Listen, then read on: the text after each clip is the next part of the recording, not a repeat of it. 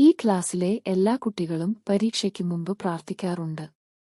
എന്നാൽ പരീക്ഷ നന്നായി എഴുതണമെങ്കിൽ മാത്യു എന്ന കുട്ടി വേഗം വരണം എന്നാണ് എല്ലാവരും പ്രാർത്ഥിക്കുന്നത്. കാരണം ഈ സ്കൂളിൽ അവനെപ്പോലെ തുണ്ട് തയ്യാറാക്കാനുള്ള കഴിവ് മറ്റാർക്കും ഇല്ല. അതുകൊണ്ടുതന്നെ ക്ലാസ്സിലെ എല്ലാ കുട്ടികളും അവനെ കാത്തിരിക്കുന്നു. നോക്കുമ്പോൾ അവൻ അകത്തേക്ക് കയറുമ്പോൾ തന്നെ ഡ്യൂട്ടി തുടങ്ങുന്നു. ആദ്യം ഒരു കുട്ടിക്ക് സ്കെയിൽ, മറ്റൊരു കുട്ടിക്ക് ജോമെട്രി ബോക്സ്, മറ്റൊരാൾക്ക് ഇറേസർ, പെൻസിൽ, ഇങ്ങനെ ഓരോരുത്തർക്കും ഓരോ സാധനങ്ങൾ നൽകുന്നു.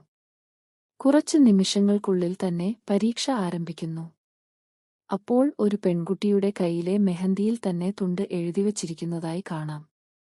അടുത്ത കുട്ടി ജോമെട്രി ബോക്സ് തുറക്കുമ്പോൾ ദൈവത്തിന്റെ ഫോട്ടോയുടെ പിന്നിൽ ഒരു പുസ്തകത്തെപ്പോലെ തുണ്ട് എഴുതിവച്ചിരിക്കുന്നു.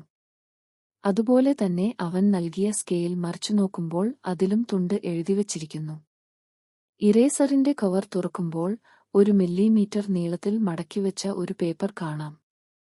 അവൻ നൽകിയ പേപ്പർ മുതൽ ഷാർപ്നർ വരെ എല്ലാ സാധനങ്ങളിലും പ്രിന്റ് ചെയ്തപോലെ പൂർണ്ണതയോടെ തുണ്ട് എഴുതിവച്ചിരിക്കുന്നു.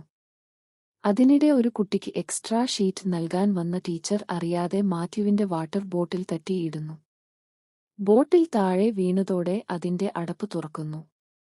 പക്ഷേ അതിൽ നിന്ന് ഒരു തുള്ളി വെള്ളം പോലും പുറത്തേക്ക് വരുന്നില്ല.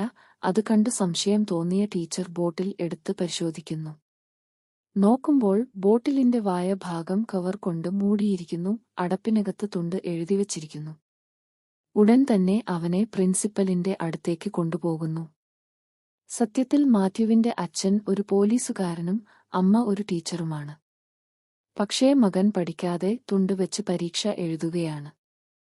പ്രിൻസിപ്പൽ ഉടൻ അവന്റെ അച്ഛനെ വിളിച്ചു പരാതി പറയുന്നു. അച്ഛൻ അവനെ പറഞ്ഞു മനസ്സിലാക്കാൻ പറഞ്ഞ് അവനെ കൂട്ടിക്കൊണ്ടുപോകുന്നു. അതോടെ ആ പ്രശ്നം അവസാനിക്കുന്നു. പക്ഷേ കുറച്ച് നാളുകൾക്ക് ശേഷം മാത്യുവിന്റെ അച്ഛൻ പോലീസ് പരീക്ഷയിൽ തുണ്ട് വെച്ച് പിടിക്കപ്പെട്ടതായി വാർത്തയിൽ കാണിക്കുന്നു.